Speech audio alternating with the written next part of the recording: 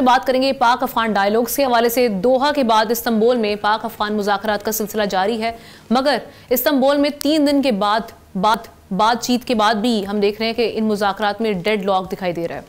पाकिस्तान का वाज़े मौक़िफ़ अफगान सरजमीन से फितनतुल ख़वारिज का खात्मा और ताल्लुकात बहाली की शर्त अव्वल है।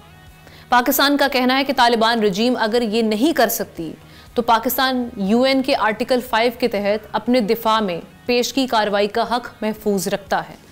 ज़राए के मुताबिक मेज़बान ममालिक ने भी पाकिस्तान के मौक़िफ़ को माकूल करार दिया, लेकिन अफ़गान डेलीगेशन के फैसलों पर काबुल के असरात नुमायां हैं। गोया मुज़ाकरात किसी और के इशारों पर चल रहे हैं। ऐसे में कामयाबी के किस हद तक इम्कानात हैं और इसके क्या असरात होकर ये डेडलॉक ऐसे ही बरकरार रहता है, इसी पर बात करने के लिए एहतशामुल हक साहब सीनियर एनालिस्ट, उनके साथ साथ ज़ाहिर शाह शिराजी साहब सीनियर एनालिस्ट, उन्होंने हमें ज्वाइन किया। आप दोनों को वेलकम करते हैं प्रोग्राम में। शाह साहब, आपसे मैं आगाज़ करूंगी। आप इस डेड लॉक की मेन रीजंस क्या समझ रहे हैं? क्या ये तालिबान वफ्द के अंदर डिवीजन है बेसिकली, या ये काबुल का हम एक असर रसूख देख रहे हैं, या पाकिस्तान की जो रेड लाइंस हैं वो उनके लिए मीट करना बहुत मुश्किल हो रहा है, इस वजह से हम देख रहे हैं कि डेड लॉक है अभी तक? देखिए आमना, सबसे अहम बात तो ये है कि अफगान जो डेलीगेशन है इस वक्त वो 3 धड़ों में बटा हुआ है। होस्ट ग्रुप है, कंदहार ग्रुप है और काबुल ग्रुप है। ये तो सबसे बड़ी डिवीजन है इन टॉक्स की नाकामी की। दूसरा जो ग्रुप भिजवाया गया है उसके पास इतने ना इख्तियारात हैं, ना वो एम्पावर्ड है। 3rd टियर का ग्रुप है जिसके पास फैसला करने की सलाहियत नहीं है। हैरानगी की बात ये, मैंने कुछ वहाँ पे जर्नलिस्ट से बात की इस्तांबुल में और बड़ी हद तक ये बात की तस्दीक हुई है कि उनमें से एक ग्रुप जो है वो बाहर से भेजी हुई चिट के ऊपर जो है वो बार बार उस ग्रुप के अंदर जो है वो डिस्कशन करता है डेलीगेशन। दूसरे जो 2 ग्रुप्स हैं वो बाहर निकल के कभी काबुल कॉल करते हैं, कभी कंधार कॉल करते हैं। तो ओवरऑल देखा जाए तो मेरे ख्याल में इस ग्रुप के अंदर इतनी एम्पावरमेंट नहीं है वो इन तमाम चीज़ों को देखे। इनसाइड आपको एक्सक्लूसिव इंफॉर्मेशन दूँ तो जब बातचीत अंदर होती है बहुत सारे नुकात के ऊपर जो है वो सबका कंसेंसस हो जाता है, लेकिन जब ग्रुप बाहर जाता है या डेलीगेशन के लोग बाहर जाते हैं वापस आके दोबारा से उस तमाम मामले को जो है वो उठाना शुरू कर देते हैं। इसमें एक बड़ी डेवलपमेंट अब एक और नजर आई है। इस वक्त जो काबुल के तालिबान हैं, जो अपने आप को शायद बहुत ज्यादा होशियार समझने की कोशिश करें, वो इस जंग को या इस मिलिटेंसी को एज अ बार्गेनिंग करेंसी के तौर पे, करेंसी चिप के तौर पे इस्तेमाल करने की कोशिश करें।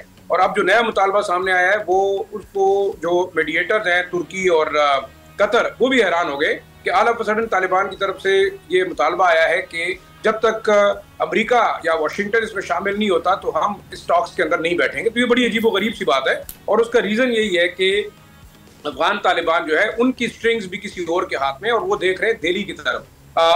वाशिंगटन को इस ग्रुप के अंदर लाने का मकसद यही है कि वो इस तमाम मामले को ट्रेड के लिए, इकोनॉमी के लिए और मजीद मरात और इमदाद के लिए जो है वो अमेरिका से इस्तेमाल करना चाहते हैं। दूसरा जो TTP का फैक्टर है वो एक बहुत बड़ा फैक्टर है मेरे ख्याल में, और उसको वो एज अ बार्गेनिंग चिप इसलिए इस्तेमाल कर रहे हैं कि वहाँ से उनको डायरेक्टली फाइनेंसिंग हो रही है और इस करेंसी का एक बहुत बड़ा जो मंबा है TTP की शक्ल में वो उसको लूज नहीं करना चाहते, वो इंडियन पैसों को भी लूज नहीं करना चाहते। तो ये बड़ा सीरियस इशू है। आखिरी जो है मेरे ख्याल में मैं नहीं समझता कि किसी भी लिहाज से TTP के साथ या अफगान तालिबान के साथ ये बातचीत कामयाब हो सकती है जब तक ये हटदर्मी कायम रहेगी। अब आखिरी पाकिस्तान इस वक्त जिस पोजीशन में है, मेरे ख्याल में पाकिस्तान एक बड़ी पावरफुल पोजीशन में है। उसने एस्टेब्लिश कर दिया है कि TTP, BLA और दूसरे दहशतगर्द ग्रुप इस वक्त अफगानिस्तान के अंदर मौजूद है और वो पाकिस्तान के खिलाफ कार्रवाइयाँ कर रहे हैं। इससे अब काबुल या जो दूसरे तालिबान है वो इनकार नहीं कर सकते। होना ये चाहिए कि पाकिस्तान को अपनी डिप्लोमेटिक पोजीशन जो कि बड़ी पावरफुल है, अमेरिका पाकिस्तान के साथ है, रशिया पाकिस्तान के साथ है, चाइना पाकिस्तान के साथ है, साथ साथ इस्लामी ममालिक जो है सऊदी अरब, ओमान और हम ये ममालिक साथ तो है, लेकिन एक हम देख रहे हैं कि फ्रंट फुट पे अगर कोई किरदार अदा करने के लिए अभी तक हमें वो दिखाई नहीं दे रहे मामला। लेकिन मैं उसी तरफ आ रहा हूँ। इस वक्त मेरे ख्याल में पाकिस्तान को चाहिए कि ये दोनों इश्यूज उठाएं यूनाइटेड नेशन सिक्योरिटी काउंसिल में भी और FATF में भी। देखिए FATF बड़ा स्ट्रिक्ट है इस मामले के अंदर कि दहशतगर्द ग्रुपों को कोई फाइनेंसिंग करे। अब इंडिया तो ओपनली TTP को कर रहा है, BLA को कर रहा है, जिसको यूनाइटेड नेशंस ने और अमेरिका दोनों ने दहशतगर्द ग्रुप करार दिया है। तो पाकिस्तान को चाहिए कि वो अपना मिलिट्री असर रसूख भी इस्तेमाल करे, अपना डिप्लोमेटिक भी इस्तेमाल करे, और इस वक्त वो इंगेज कर सकता है इन तमाम ममालिक को कि वो हिंदुस्तान पर प्रेशर डाले कि वो ये फाइनेंसिंग बंद करे। देखें ग्रुपों का खात्मा इतना शायद मेरे ख्याल में मुश्किल नहीं होगा, उनके खिलाफ एक्शन भी मुश्किल नहीं होगा, लेकिन जो फाइनेंसिंग टेरर को हो रही है वो हिंदुस्तान की सरजमीन से हो रही है, वहां से प्रॉक्सीज को जो है फंड किया जा रहा है। तो ये मेरे ख्याल में पाकिस्तान चाहिए कि डिप्लोमेटिक फ्रंट के साथ साथ अपना हक जो है वो दहशतगर्दों के खिलाफ मिलिट्री एक्शन के तौर पे इस्तेमाल करने के साथ साथ इन इश्यूज को इंटरनेशनल फोरम पे उठाए। और आखिरी एक चीज है, पाकिस्तान को चाहिए कि वो रशिया, चाइना और अमेरिका को अलग अलग इंगेज करे। साथ साथ आपके पास जो इस वक्त मास्को फॉर्मेट के अंदर एक डिसीजन हुआ था, उसके ऊपर भी अमल दरामद नहीं हो रहा। तो ये तमाम जब तक आप इश्यूज को नहीं उठाएंगे, ये तालिबान, अफगान तालिबान आपको ब्लैकमेल करते रहेंगे। राइट। एहतशाम साहब, अगर अफगान सॉइल से फितनतुल खवारिज का खात्मा नहीं किया जाता तो पाकिस्तान ने बड़ा वाज़े एक रेड लाइन जो खींची है वो यही है कि हमारे पास रिजर्व है ये राइट कि हम प्रीएम्प्टिव जो सेल्फ डिफेंस है वो कर सकें। आप समझते हैं कि ये जो रेड लाइन सेट की गई है अभी तक सबसे बड़ा ऑब्स्टेकल यही है? इसी वजह से हम देख रहे हैं कि डायलॉग्स जो हैं उसकी अभी तक किसी समत नहीं हम देख रहे, उसमें एक डेड लॉक है। और दूसरा ये कि जो रीजनल एक्टर्स हैं या इंटरनेशनल एक्टर्स हैं, जैसे कि अभी शाह साहब भी बात कर रहे थे कि उनका किरदार कितना इंपॉर्टेंट है। सो ऐसी कौन सी कॉन्फिडेंस बिल्डिंग मेजर्स हैं जिनको हमें करना चाहिए ताकि दो तरफा ताल्लुकात भी बहाल हो और जो रीजनल एक्टर्स हैं वो भी प्रोएक्टिवली अपना किरदार इस सारे प्रोसेस में निभा सकें? देखिए आमना, अगर मैं आपका सवाल सही तरह से समझ पाया हूँ, को आवाज़ कुछ सही तरह से नहीं आ रही थी मुझे। देखिए बुनियादी तौर पे तो अब ये बात सबको समझ आ गई कि 3 दिन के मुज़ाकरात के बाद बड़े तवील कोई ब्रेक थ्रू नहीं हुआ, डेडलॉक अपनी जगह मौजूद है, क्योंकि वो बड़े अनविलिंग है टू ऑफ़र वो जिसको कहते हैं आयरन क्लैड एश्योरेंसेस देने के लिए कि वहाँ के सरजमीन जो है ना वो पाकिस्तान के ख़िलाफ़ नहीं इस्तेमाल होगी। पाकिस्तान ने बड़ा वाज़े तौर पे तालिबान, अफ़गान तालिबान को कहा है कि जी आप TTP को डिसमेंटल करें और एक बाकायदा मॉनिटरिंग जो है ना मैकेनिज़्म इवॉल्व करें, और ये बॉर्डर पे आपकी ख़ास तौर पे मॉनिटरिंग ऐसी होनी चाहिए कि दरअंदाजी ना हो सके। लेकिन आमना वो किसी तरफ भी आ रहे मुज़ाकरात नतीजतन लगता नहीं है कि किस तरफ जाएंगे। हाँ, ये दूसरी बात जो आप कर रही हैं ना, जो बीच में प्लेयर हैं, एक्टिव प्लेयर हैं, कतर और टर्की, वो अपनी जगह परेशान है। अच्छी बात है कि उन दोनों ने बड़े वाज़े तौर पे कह दिया कि पाकिस्तान की ये दोनों डिमांड जो है ना वो बिल्कुल सही हैं, जिसमें वो कह रहे हैं बड़ी रीजनेबल है और लिजिटिमेट है पाकिस्तान की डिमांड कि आप इनका ख़त्म करें, इनको TTP को अपनी सरजमीन से, और दूसरा है कि एश्योर करें कि आपकी सरजमीन पाकिस्तान के ख़िलाफ़ इस्तेमाल नहीं होगी। अब पाकिस्तान ने बड़ा वाज़े तौर पे अपना इंदिया दे दिया कि जी हमारे पास ऑप्शन कोई नहीं होगा सिवाय इसके कि हम जो है ना वो अपना दिफा के लिए अंदर जाके आपके साथ करें, जैसे स्ट्राइक करें जैसा कि पहले हुआ था। अब देखें जो बात हो रही है, अब कहा जा रहा है कि रीजनल प्लेयर भी, और मेरी इत्तला ये है कि दोहा एग्रीमेंट में जो ममालिक शामिल थे उनकी तरफ से जो है ना सख्त रवैया आ रहा है। उस पर अमेरिकन भी कहा जा रहा है अब बड़े परेशान लगते हैं, और उनका भी ख्याल है कि ये दहशतगर्दी का नेटवर्क जिसमें उज़्बेकिस्तान और दो और ममालिक जो हैं अपने क्या कहते हैं चाइना के अलावा सेंट्रल एशिया के, वो परेशान है कि दहशतगर्दी ख़त्म होना चाहिए। तो वो उस तरफ नहीं आ रहे। कुछ लोगों का ख्याल है कि जी बहुत बड़ी गलती की गई थी 2021 का एग्रीमेंट के बाद, जब एक सो कॉल्ड टैसिट अप्रूवल दी गई थी हैबतुल्लाह अखुनज़ादा के लिए कि वो TTP के सदर हो जाएं या हेड हो जाएं। अब कहा जा रहा है कि जी सरादुल हक़ानी जो इंटीरियर मिनिस्टर हैं लेकिन उनके पास तो इख्तियारात नहीं है, उनको बनाना चाहिए था। अब देखिए अंदर से आवाज़ें जिस तरीके से आ रही हैं, और बड़े ग्रुप्स हैं, साथ साथ नॉर्दर्न अलायंस वाले भी कह रहे हैं कि जी ठीक है, आपने हमें इन सो मनी वर्ड मैसेजिंग ये हो रही है कि जी आपने हमें अपने आप से दूर किया। और कुछ लोगों का ख्याल है कि जी अब जब तक के रजीम चेंज नहीं होगा ये मामला ठीक नहीं होंगे।